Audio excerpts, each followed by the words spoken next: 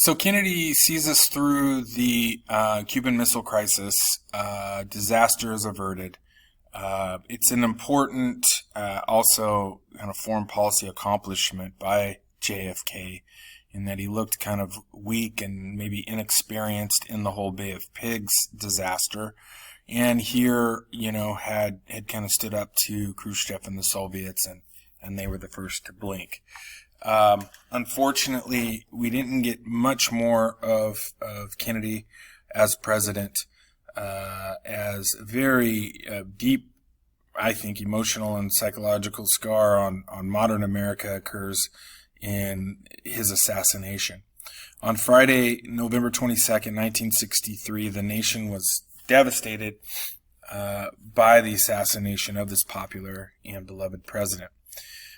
Kennedy had traveled to Dallas, Texas as part of kind of an early campaign effort for the upcoming 1964 election. Texas was a very important state to win and to deliver. It had been in the 1960 election. It was going to be again in 1964. It was one of the big reasons why Kennedy chose Lyndon B. Johnson as his vice president. A guy that he wasn't particularly fond of personally, or even close to politically so much, but he was an important strategic piece of helping to win Texas. So Texas was important to Kennedy, and so he was there on the 22nd. And while he was traveling in Dallas, kind of in a parade kind of fashion, the public was witness to him being shot and killed by the assassin Lee Harvey Oswald. Oswald was a disgruntled American who was a communist sympathizer and had even previously lived in the Soviet Union. The assassination itself has brought up a lot of fascinating questions and what ifs over time. The nation has wondered since that day if there was more to the story as conspiracies surrounded the incident that have been floated over time, just in general being hard to imagine that one man could pull it off. But the Warren Commission, which was the officially sanctioned investigation by our federal government, concluded that Oswald did indeed act alone. But still, many have wondered. And they've wondered because JFK had a lot of enemies that might have been prime suspects in coordinating an assassination. The Cubans, for example, with the Bay of Pigs and the missile crisis, communists, in general, in light of the whole Cold War phenomenon, and even organized crime. Kennedy's brother, who was his attorney general, was cracking down on the mob and mafia and those kind of organized crime syndicates around the country. So some have theorized that maybe organized crime was involved. Regardless, though, his death led to his vice president, Lyndon Johnson, again, not his closest buddy, a more expedient political ally in getting him elected. Fate would have it the assassination would lead to him becoming our new president. So LBJ, as he's known by short, becomes our new president after the death of President Kennedy. And like we had said in the previous slide, wasn't a close confidant of JFK, more of a politically expedient choice. He would, though, however, as he assumed the presidency, head up an effort to get some of JFK's unfinished policies passed in his first years in office. For a large part, that meant the civil rights movement and some civil rights advancements, which is kind of interesting because Johnson was from Texas and kind of seen as somebody who wasn't necessarily at the forefront of advocating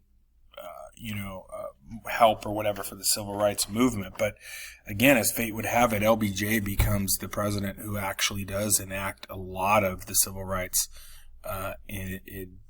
advancements. Historians contend that A lot of this was passed because of the nation, mourning JFK and honoring his legacy. LBJ would go on to win his own election in 1964 in a landslide victory over Republican Barry Goldwater from Arizona. Now, Goldwater was a staunch conservative throwback for the Republicans, kind of in the mold of a Calvin Coolidge, maybe even a William Taft. But his policies just weren't good timing for the nation, because he's advocating a decreasing role of government. And that's in stark contrast to really the activist governments that you had seen, especially with FDR, especially with JFK and that kind of renewed vigor to honor his legacy. So Goldwater would lose decisively, the biggest landslides in history, to Johnson. But all was not lost for the conservative movement, because that election and his candidacy would inspire an up-and-coming conservative, actually the governor of California at the time, Ronald Reagan. And we'll end up talking a lot about him in a couple of units in the 1980s. And as he becomes president in the 80s, Reagan will always credit Goldwater for paving the way for his presidency, saying, maybe Goldwater's timing wasn't great, but the message was, and America kind of needed time to open to it, and Reagan ends up being that guy. But Johnson wins in 64, and he's going to put his own mark of progressive liberal politics on the nation by passing major legislation after 1964 in the areas of civil rights, voting rights, and a huge entitlement program, really of his own focus of what he called the war on poverty. As those civil rights legislation was passed, he kind of focused more on his role of poverty, and his vision from a progressive mindset is that government can help to accomplish that and combat the problem of poverty in society. So while domestically from 64 to 68, Johnson's vision kind of fits the mood of America, you can make the case for, what becomes kind of the thorn in his side and ultimately the end of his presidency is the escalating events in Vietnam. In fact, it turns out to be really the downfall for LBJ. Now, to kind of go back, things had escalated gradually under JFK as the United States attempted to honor its ongoing policies of containment and the Truman Doctrine by helping the South Vietnamese fight off an attempt by the North to unify the country under the banner of communism. In 1964, there's a major escalation with the signing of the Gulf of Tonkin Resolution, which really hypes up the troop involvement by the United States in the war. And it would even eventually lead to the necessity of conscription or a draft, kind of forced entry into the military to help out in a time of war. 4 years later, the Tet Offensive on January 31st of 1968 by the Viet Cong, that was the name of the communist guerrilla fighters that were fighting against the American forces and their allies from the South. It was very successful and brought rising casualties to the American side, to an already Vietnam War weary public. The Viet Cong was successful really beyond its numbers or even its firepower, due to a vast network of underground tunnels, a support by the local population that would help the Viet Cong, and that continued to be a hindrance to the North Vietnamese and American forces throughout the war. The Vietnam War itself was unpopular, really on both sides of the ideology spectrum during the 1960s. For progressives, the war was simply unjust. It was a war we shouldn't have been involved in. that was something the Vietnamese needed to work out, and we should be, putting our lives on the line for that, was kind of the mantra of the progressives in the 60s, where the more traditionalists or conservatives saw that it was perfectly fine for us to honor containment in the Truman Doctrine. But the problem was that we weren't fighting the war effectively. We weren't in fact, we never even declared it a war. It wasn't even a declared war. And so it was just a lot of confusion, and the conservatives felt like it just never was committed the right way and fought the right way. So it's unpopular on both sides. Vietnam was already a black mark on the Johnson administration, and he actually, in early 1968, pulls out of his re-election bid for what would have been his second term.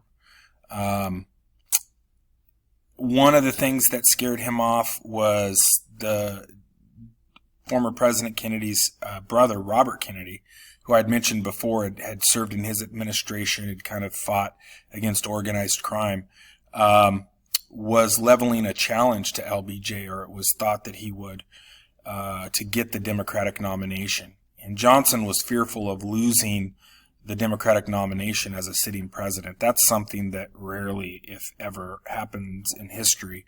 And it looked like a reality because Vietnam was just going really bad for LBJ at the time.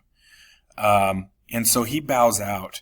But as circumstances would have it, by the end of the decade, we lose Kennedy to an assassination, like his brother, during a campaign rally.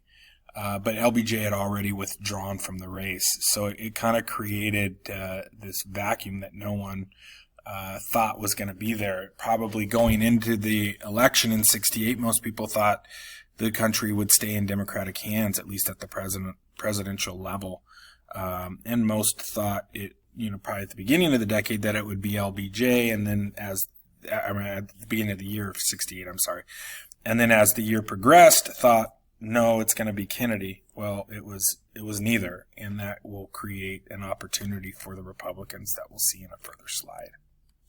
So some more details with the civil rights movement, how that plays out in the 1960s. By the 60s, the civil rights movement was gaining steam. They were effectively using television to stage various protests that depicted Southern authorities acting harshly against those protesters. For example, they would set up sit-ins, which were very effective, in which blacks would sit in white-only areas of restaurants that still weren't desegregated like they had hoped for by then. And they would coordinate television coverage. And the visual really created a powerful message to the American public about segregation and what that looked like, and really kind of the South fighting that. Martin Luther King remained the visual head of the movement during the 1960s. He's famous for his I Have a Dream speech that he gave during a massive protest in Washington, D.C., where he spoke to the nation about the dream of a colorblind society. And then, like I'd mentioned previously, there were a lot of alternative movements branching out in the civil rights, a more proactive, even open to violent stream of protests from Malcolm X and the Nation of Islam and the Black Panthers. Malcolm X himself was eventually assassinated during the decade, and it's suspected by his own or former colleagues in the Nation of Islam. Sadly, King himself was assassinated in Memphis, Tennessee in 1968, the same year that Robert Kennedy was assassinated. And many saw that year as a symbolic end to the icons of the civil rights movement, with both Kennedys after Robert Kennedy's death being assassinated, and King really the figurehead of the movement himself being assassinated. But if you look back at the 60s, it was a very productive time for the civil rights movement. Advancements in civil rights occurred during the decade, from the Civil Rights Act of 64 to a more expanded Voting Rights Act in 65, and even a lot of court rulings that increased the rights of the accused during the decade.